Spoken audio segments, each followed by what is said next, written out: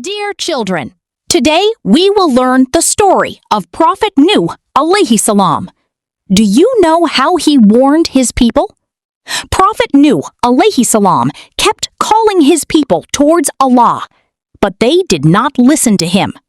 People made fun of him and turned away, but Prophet Nuh alayhi salam never gave up.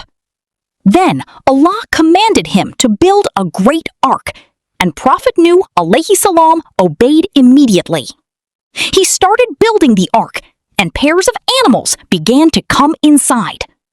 Then heavy rain began to fall from the sky, and water started rising everywhere.